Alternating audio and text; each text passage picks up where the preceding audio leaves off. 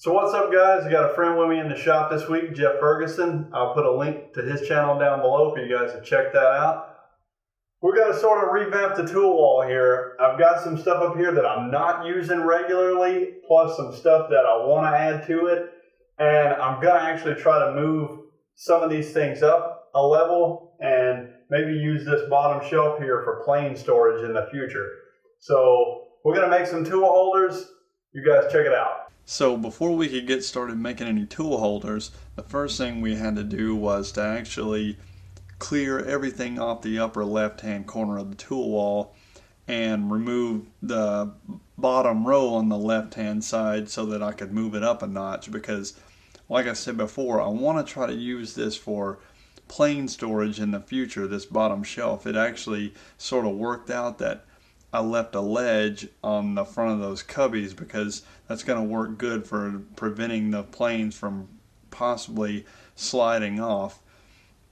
And this is probably the nice feature about having the slats in the tool wall. A lot of people ask me, is it necessary? No, it's not necessary, but times like these, when you sort of want to rearrange and move stuff around, it's much easier to slide these slats out of the tool wall than it is to remove the screws and have to, have a nasty hole in the wall or in your tool wall.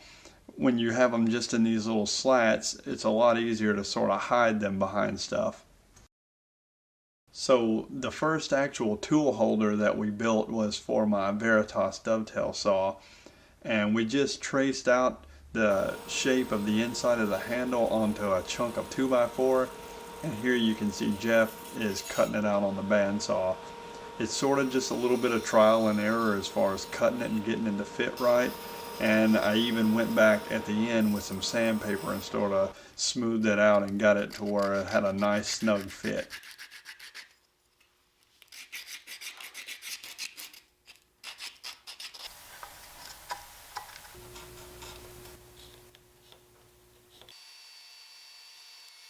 To mount the tool holders is pretty simple. I just mark on the front of the slat the location of the actual holder, drill through the front, countersink, and then attach with screws from the back side.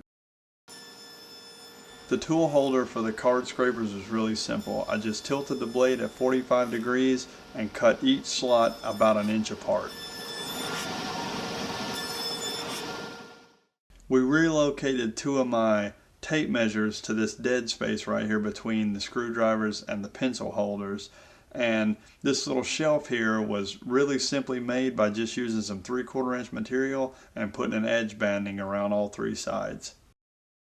I really like having the card scrapers now on the tool wall because I know exactly where they are and they're easy to access now. And the holder for the saw really ended up working out better than expected. It fit really snug and I didn't have to add any sort of dowel or anything to sort of stabilize the saw. We discovered that my pencil holder was a great place to store the marking gauge. We just moved a few things out of the way and put it right in the slot.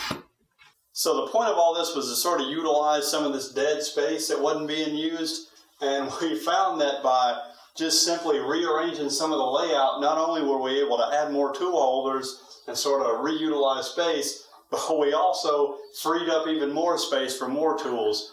Now, I just left these right here on here for now because I haven't really figured out what else I want to put on here, if I want to put anything at all right now. So we're just sort of leaving it like it is, but I'm definitely happy with where it's at for now. So we were a little bit pressed for time. That's the reason why we weren't able to make as many tool holders as we would have liked. Now, I have a website article to go along with this, sort of explaining in a little more detail about some of the things that we did make. Also, I'll have links to all of his stuff. Be sure to check that out. Until next time, happy trails. Thanks for watching.